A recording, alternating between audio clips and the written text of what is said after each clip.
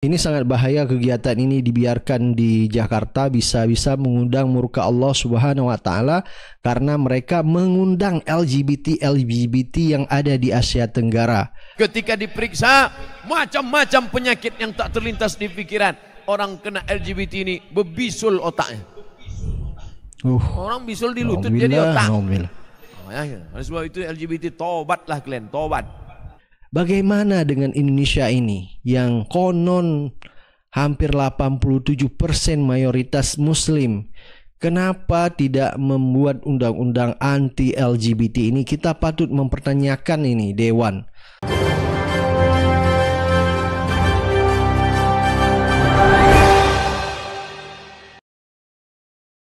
Assalamualaikum warahmatullahi wabarakatuh. Kembali lagi di suara Anda. Baik, hari ini kita akan membaca berita yang heboh. Ini sangat geger dan sangat bahaya, bisa-bisa Allah murka, yaitu aktivis LGBT se-ASEAN bakal gelar kumpul bareng di Jakarta. Berita ini dilansir dari Republika, di mana Republika mengatakan komunitas lesbian, gay, biseksual, dan transgender atau LGBT se-ASEAN bakal menggelar kumpul bareng di Jakarta pada 17 sampai 21 Juli 2023 di Jakarta. Acara tersebut diorganisasi oleh ASEAN Sugih Caucus, organisasi di bawah Dewan Ekonomi dan Sosial Perserikatan Bangsa-Bangsa atau PBB sejak 2021. Jadi ada organisasi yang bernama ASEAN Sugih Caucus.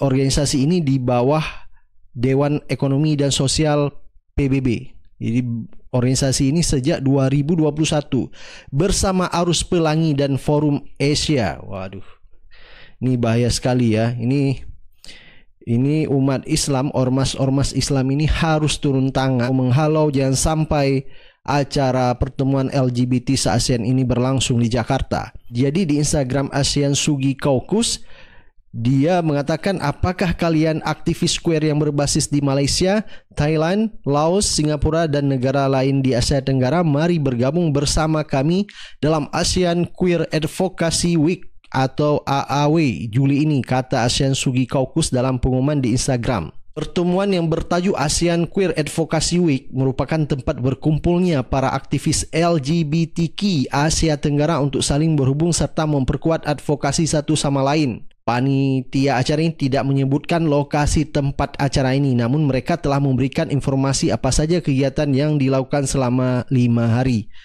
Wah, ini sangat bahaya ini. Ini mereka mengajak semua LGBT yang ada di Asia Tenggara untuk berkumpul di Jakarta, cuma tempatnya tidak disebutkan di mana. Jadi ini pengumuman ini disampaikan di Instagram yang bernama yaitu ASEAN Sugih Caucus. Coba kita lihat Instagramnya. Nah, inilah pengumuman di Instagram ASEAN Sugih Caucus. Dia mengumumkan di Instagram ASEAN Queer Imaging Call for Submission. We are looking for a say opinion please of POM. Ini sangat bahaya kegiatan ini dibiarkan di Jakarta, bisa-bisa mengundang murka Allah Subhanahu wa taala karena mereka mengundang LGBT yang ada di Asia Tenggara. Jadi saya berharap FPI ini harus turun tangan untuk menghadang mereka supaya tidak melakukan kegiatannya di Jakarta.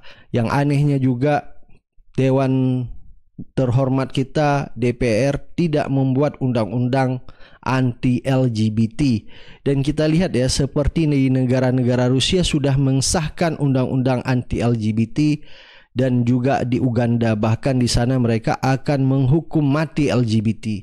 Bagaimana dengan Indonesia ini yang konon hampir 87% mayoritas muslim? Kenapa tidak membuat undang-undang anti LGBT ini? Kita patut mempertanyakan ini, Dewan. Coba kita lihat ya, di Rusia aja sudah menerapkan undang-undang anti LGBT. Ini dilansir dari CNN Indonesia, alasan Putin terap undang-undang LGBT sampai denda 103 juta. Karena menurut Putin nilai-nilai barat seperti LGBT merupakan ide-ide asing yang menyerang negaranya. Cukup tegas Putin dalam menangani LGBT ini sampai membuat undang-undang anti-LGBT. Coba lihat negara yang katanya komunis tapi masih peduli tentang bahayanya LGBT ini. Coba kita lihat juga Uganda sudah mensahkan undang-undang anti-LGBT, pelaku bisa dihukuman mati. Ini baru-baru saja juga Uganda mensahkan undang-undang anti-LGBT pada 30 Mei 2023. Jadi Presiden Uganda Yoweri Museveni mendatangani undang-undang anti-LGBT yang bisa menghukum mati pelakunya. Cukup tegas juga Uganda ya. Uganda di sana ya mayoritas Muslim, tapi artinya lebih besar Indonesia. Ini patut dipertanyakan pemerintah Indonesia kapan membuat undang-undang anti-LGBT ini. Yang katanya kita mayoritas 87% Muslim di Indonesia, tapi cukup meresahkan umat Muslim. Ini yang dikhawatirkan mengundang murka Allah, laknat Allah. Apalagi ini dengan mengundang LGBT seluruh Asia Tenggara. Dan ini ormas-ormas Islam ini harus turun tangan untuk memberesi masalah ini.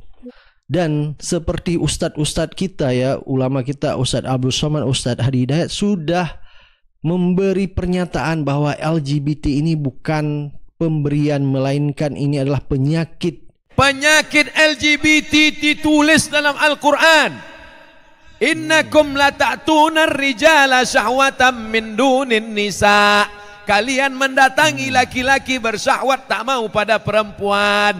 Hukumannya ditulis dalam Quran. Ja'alna 'aliyaha safilaha, kami jadikan yang bawah naik ke atas, yang atas bawah turun ke bawah. Amtarna 'alaihim bihijaratin min sijilin mamdud, kami hujani mereka dengan batu dari api neraka. Tak ada azab-azab yang hebat itu sampai ditulis dalam Quran, menunjukkan begitu hebatnya dosa LGBT. Ada pengakuan seorang dokter ketika diperiksa, macam-macam penyakit yang tak terlintas di pikiran. Orang kena LGBT ini bebisul otaknya. Orang bisul di lutut jadi otak. Oleh sebab itu LGBT, tobatlah kalian, tobat. Nah, sangat jelaskan apa yang disampaikan oleh Ustadz Abdul Somad. LGBT di dalam Al-Quran hukumannya yaitu dilempar batu dari neraka. Wah, ini naudzubillah min dzalik, jangan sampai terjadi kepada keluarga kita. Ini adalah LGBT ini bukan pemberian tapi adalah penyakit. Coba kita lihat apa kata Ustadz Hadi Hidayat tentang LGBT ini. Karena itu di konteks ini kita menghargai nilai-nilai kemanusiaan yang melekat pada para pelaku LGBT, yang dengan penghargaan itu kita membantu, mendoakan untuk sembuh, membantu secara medis untuk kembali, memberikan terapi-terapi yang sesuai dengan fitrah-fitrah saat dia diciptakan. Dan pada saat yang sama, orang-orang yang boleh jadi tidak terindikasi memiliki sifat-sifat demikian sudah selayaknya membantu dengan cara yang tadi kita coba sebutkan bersama, mengarahkan, mengembalikan, melakukan terapi, membantu, memberikan pencerahan-pencerahan sehingga mereka kembali kepada fitrah yang benar. Bukan memberikan ruang untuk sebagai pembenaran atau bahkan ruang-ruang untuk tampil sehingga dengan itu merasa bahwa apa yang telah menimpa dan dialami itu sebagai fitrah dalam berkehidupan. Tentu kita sepakat bersama bahwa nilai kebangsaan yang kita rajut didasarkan pada nilai kebertuhanan, ketuhanan yang Maha Esa. Jadi itulah Ustadz Hidayat juga menjelaskan bahwa jangan memberi ruang kepada LGBT ini. Yang kita beri adalah jalan supaya mereka bisa sembuh dan kembali ke fitrahnya sebagai lelaki maupun perempuan.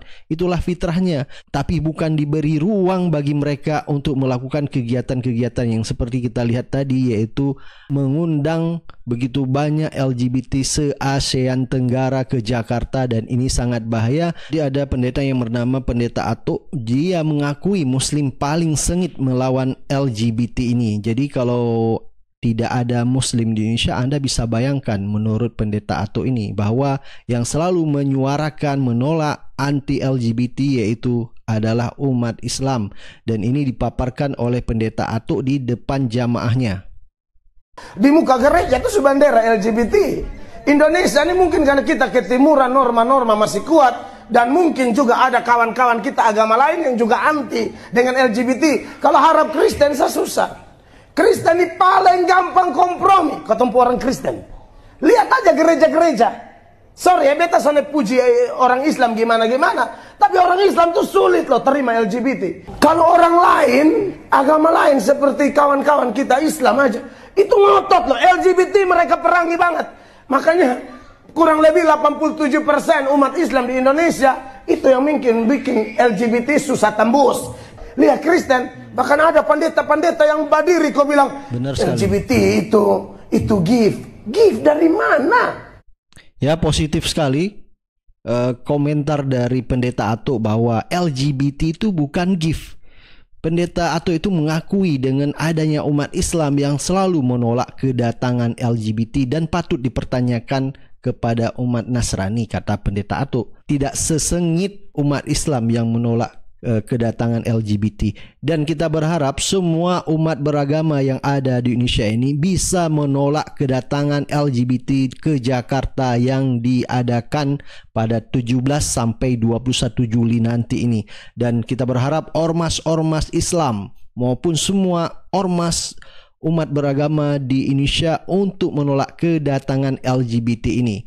Dan kita berharap juga pemerintah wajib membuat undang-undang anti LGBT ini supaya generasi-generasi muda ini tidak rusak dengan pergaulan-pergaulan bebas, dan kita udah tahu efek LGBT ini sangat berbahaya. Baik, silakan Anda beri pendapat dan komentar Anda. Kita akan ketemu di video-video selanjutnya.